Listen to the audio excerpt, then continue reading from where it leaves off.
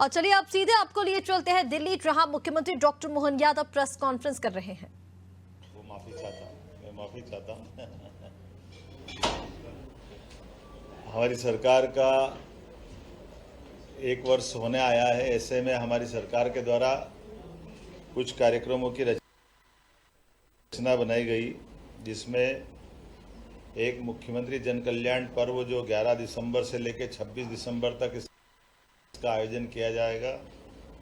इस आयोजनों के लिए वृहद स्तर पर अलग अलग प्रकार के कामों को जोड़ते हुए लगभग 18,354 करोड़ के विकास कार्यों का भूमि पूजन लोकार्पण इस अभियान में किया जाएगा।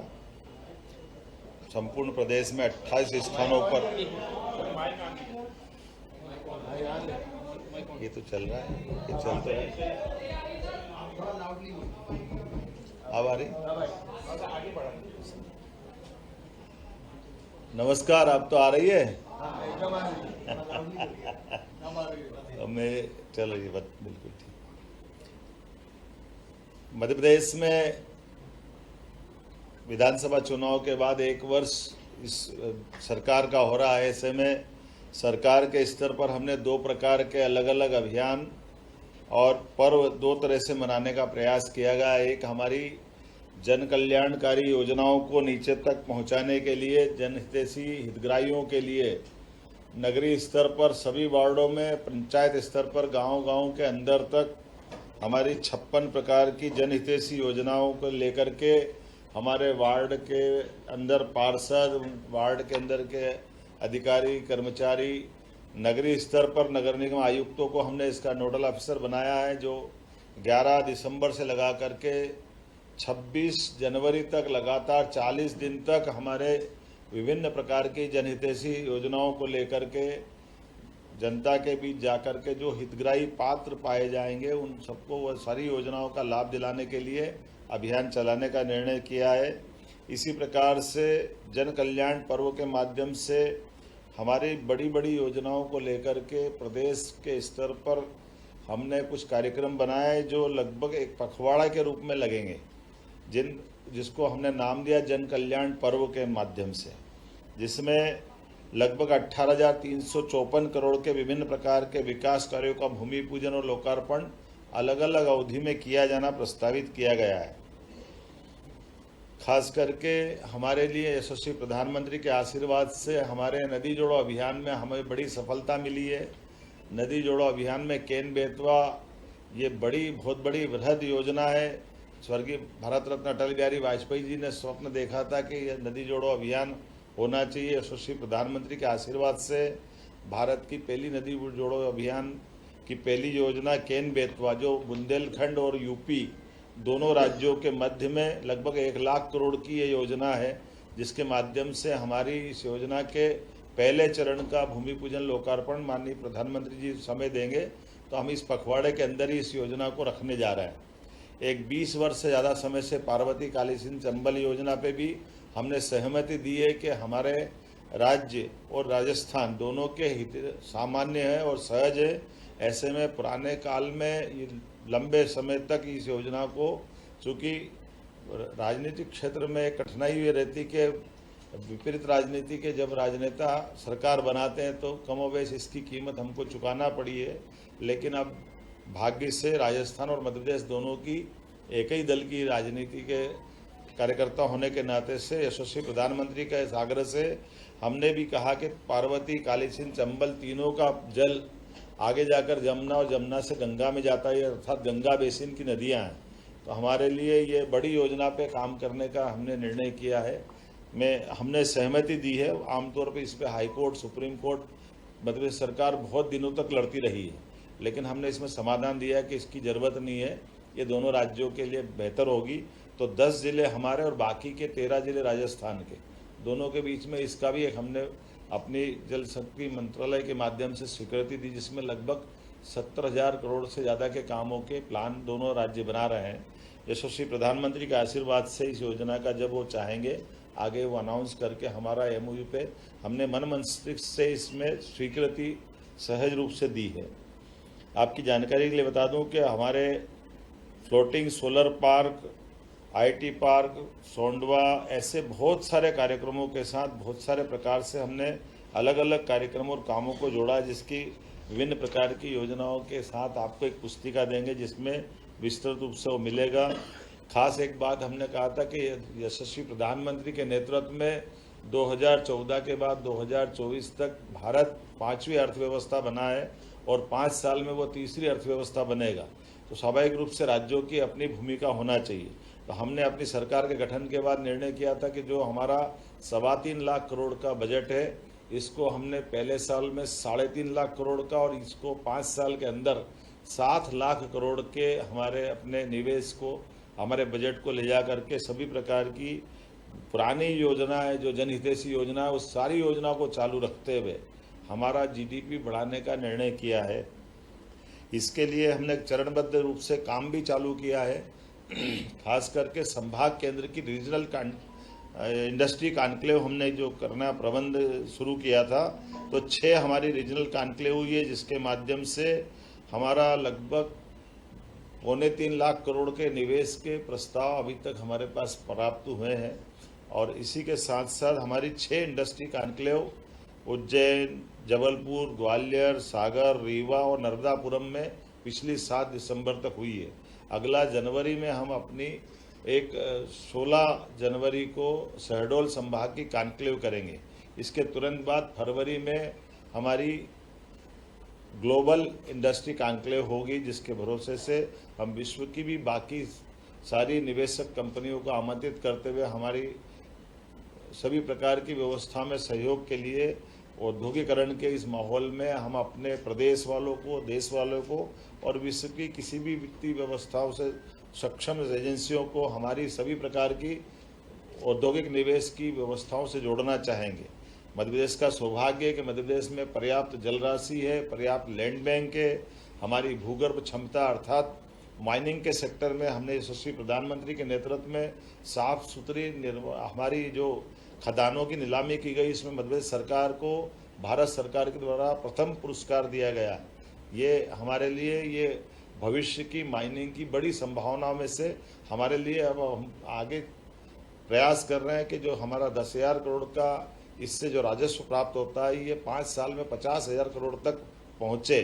और मुझे इस बात की प्रसन्नता है कि इसी साल लगभग 15,000 करोड़ के निवेश के हमारे करीब हम पहुँच रहे हैं। उम्मीद करेंगे इसी प्रकार से हमारी बाकी चीज़ों में भी, जैसे कृषि उत्पादक क्षमता हमारी बहुत अच्छी हुई है, लेकिन कृषि उत्पादक के साथ साथ हम अपने किसानों की आय बढ़ाने के लिए दूध उत्पादन में भी हमारी बड़ी भूमिका देख रहे हैं। और उसके आधार पर जो अभी 9% दूध उत्पादन क्षमता देश के अंदर कंट्रीब्यूशन में हमारी है, हम 5 साल में इसको 20% तक ले जाना चाह रहे हैं। इसी सिलसिले में लगभग हमारी जो नेशनल डेयरी डेवलपमेंट बोर्ड के माध्यम से एमओयू हुआ है, वो हमारी सभी दूध से बने हुए उत्पाद और उत्पाद से किसानों को ठीक से आय मिले।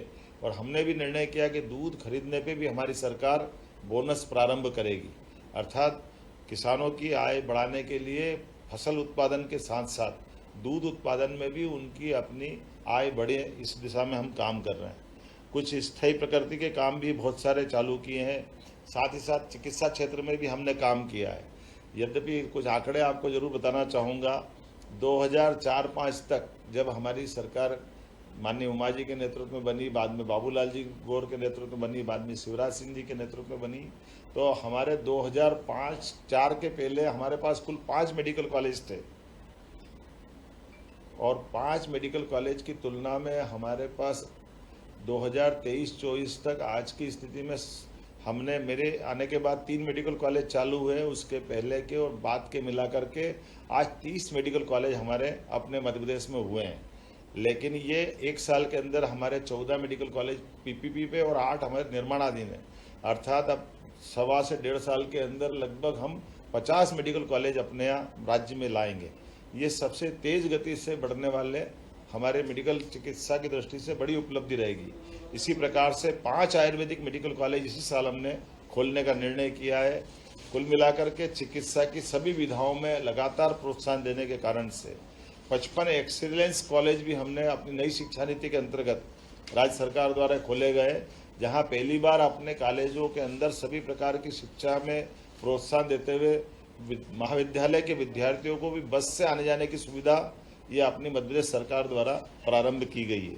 हमने उम्मीद की है कि जिस प्रकार से गुड गवर्नेंस के लिए काल के प्रवाह में बड़ी बड़ी फैक्ट्रियां बंद हो जाती थी, मजदूरों को अपने हक के लिए कोर्ट कचहरी के चक्कर लगाना पड़ते हैं।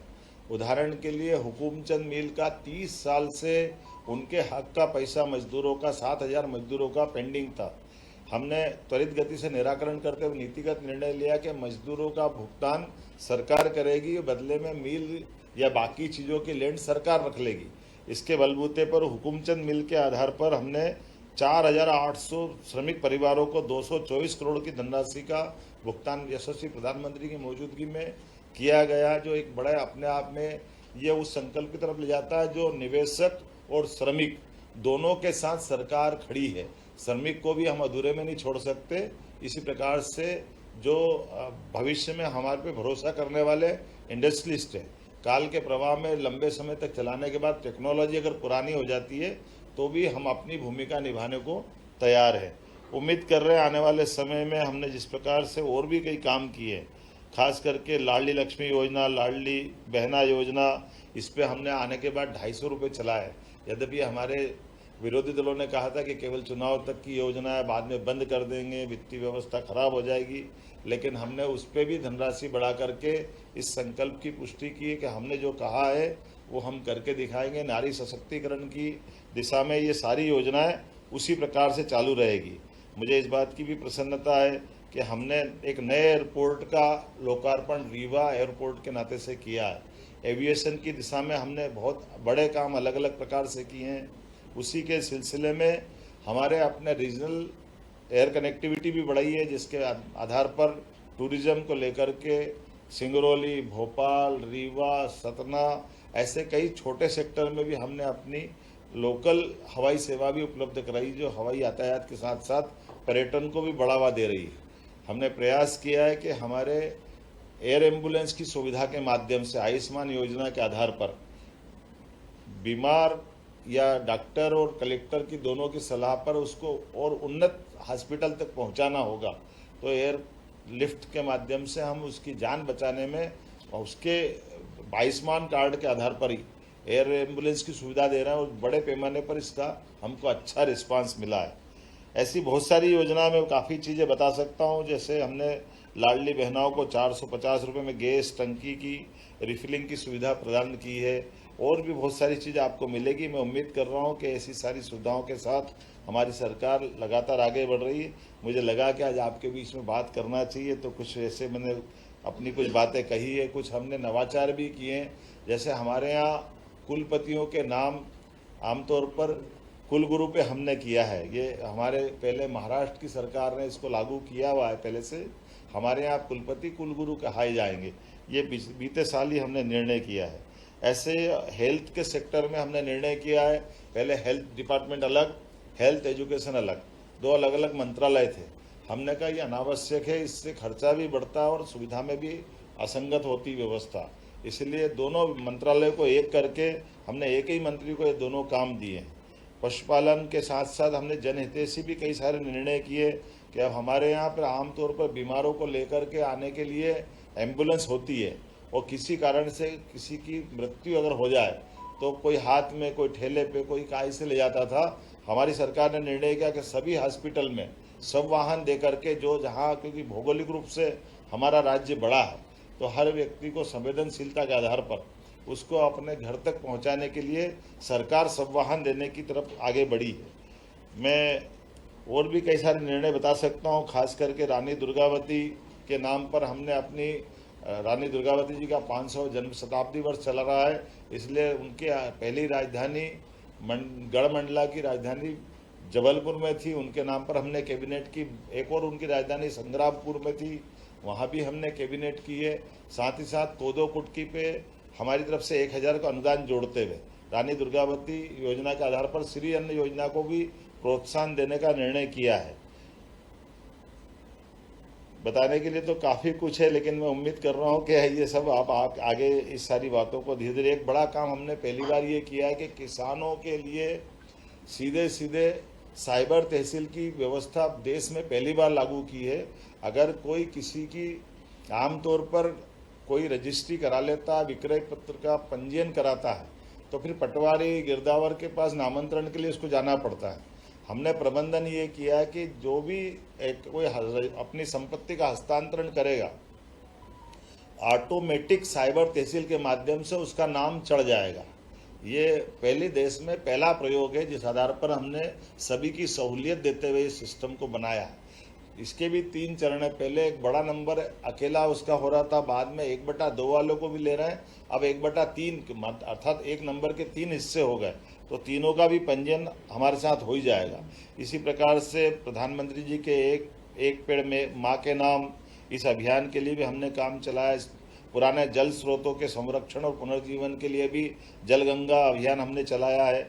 और ऐसे ही साथ साथ हमारे यहाँ पर आमतौर पर आज़ादी के पहले जो पुलिस बैंड थे, जिसके आधार पर हमारी अपनी 15 अगस्त और 26 जनवरी की सभी परेड अच्छी गरिमा के साथ होती थी। काल के प्रभाव में धीरे धीरे करके वो बैंड के लोग रिटायर होते गए और पद समाप्त होते गए। हमने निर्णय किया कि वो 55 ही जिलों में पुनः पुलिस बैंड का अपना प्रबंधन किया जाए और उसी आधार पर हमने पूरे प्रदेश में इसको लागू कर दिया है। इसी के साथ लगभग 1 लाख नई भर्ती के आधार पर हमने जो निर्णय किए थे, उसके बड़े पैमाने पर हमारी पीएससी और कर्मचारी चयन मंडल पे हमने अपनी रिक्वायरमेंट उन तक पहुंचा दी।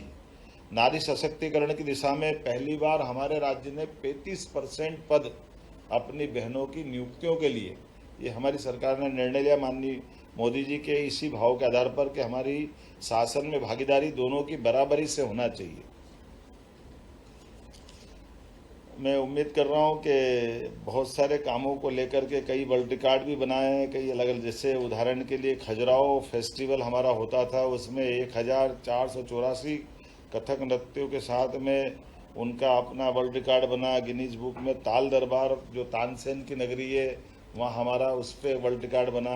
हमारे सभी प्रकार के त्यौहार मिलजुल कर मनाने की परंपरा प्रारंभ की, तो मकर संक्रांति से लगाकर जन्माष्टमी तक और जन्माष्टमी से अलग गोवर्धन पूजा तक सभी त्यौहार को जनता के साथ मिलकर मनाने की परंपरा, क्योंकि आमतौर पर हमारा समाज तो मनाता था लेकिन सरकार दूर रहती थी, लेकिन सरकार की सहभागिता बढ़ना चाहिए, इसलिए सारे त्यौहार को मिलजुल कर मनाने की परंपरा चालू की। कुछ और बहुत सारी चीज़ें हैं, जैसे हमारा प्रयागराज के बाद सिंहस्थ का आयोजन उज्जैन होने वाला है। ऐसे में सिंहस्थ की दृष्टि से हमारी पुरानी तुलना में संख्या भी बढ़ेगी और प्रबंधन भी बढ़ाने पड़ेंगे, इसलिए आवागमन की पर्याप्त सड़कें बनाने के साथ साथ जल की राशि भी पर्याप्त उपलब्ध है। और साथ ही साथ जैसे हमारी लोग स्नान करने आते हैं क्षिप्रा जी में, लेकिन क्षिप्रा जी हमारे यहाँ कोई जल का बड़ा स्रोत नहीं है, कोई हिमालय हो या ग्लेशियर हो कि उसका जल राशि आ जाए। तो स्वाभाविक रूप से हमको अपने पिछले 80 में हम गंभीर नदी से स्नान करा रहे थे, बाद में नर्मदा जी को जोड़कर जल राशि का प्रबंधन कर रहे हैं। इस बार हमने प्रबंधन किया कि वर्षा के जल का अंदर क्षिप्रा जी का ही जल का संग्रहण हम सिलारखड़ी तालाब में कर लेंगे और उस पानी से ही, उस जल से ही हम अपने पूरे साल क्षिप्रा जी के किनारों पर क्षिप्रा जी का ही जल देंगे। तो एक तरह से जो मन की भावना रहती है, लोग क्षिप्रा में स्नान करने आते हैं, तो उसी नदी का जल मिलेगा, पवित्र नदी का, ताकि ये मन की भावना का संतोष भी रहे और ये माननीय मोदी जी के उस भाव का भी संकल्प की पूर्ति करता है, जो बूंद बूंद से हम अपने जल ही जीवन है, इस भाव को रेखांकित करने का प्रयास किया है। मैं उम्मीद करता हूँ आज वैसे तो सहज रूप से हमने आपके बीच आए थे, मुझे खुद को ऐसा लगा नहीं था कि मैं आज थोड़ा सा, क्योंकि मैं हरियाणा में गीता जयंती महोत्सव में शामिल होकर आया हूँ, मैं विलम्ब से आने की क्षमा भी चाहता हूँ एक बार फिर, और उम्मीद करता हूँ कि हमारी और जब विस्तृत बात होगी तो दोबारा विस्तार से बात करेंगे। गीता जयंती को लेकर क्या मध्य प्रदेश में आप करने वाले हैं? देखिए, हमारे लिए भगवान कृष्ण का जीवन, उनके विविध पक्षों से समाज में सीखने वाली कई सारी बातें। तो एक बात उनकी महत्व की ये भी है कि भगवान ने शिक्षा की महत्ता के लिए कंस को मारने के बाद उज्जैन में शिक्षा ग्रहण करने आए। तो हमारे लिए आज समसामयिक ये होगा कि जो शिक्षा के प्रति अनुराग उनका है 5000 साल पहले भी, वो इतनी बड़ी घटना के बाद शिक्षा की महत्ता दे रहे, तो हमारे बालकों में भी ये भाव जाना चाहिए कि शिक्षा सबसे पहली ज़रूरत है।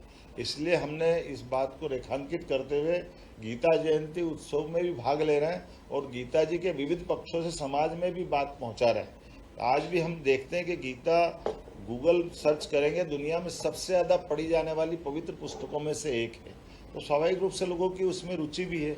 और हरियाणा गीता जयंती महोत्सव पहले से ही मनाता आया, तो हमने प्रयास किया कि गीता जयंती हम भी मनाएंगे।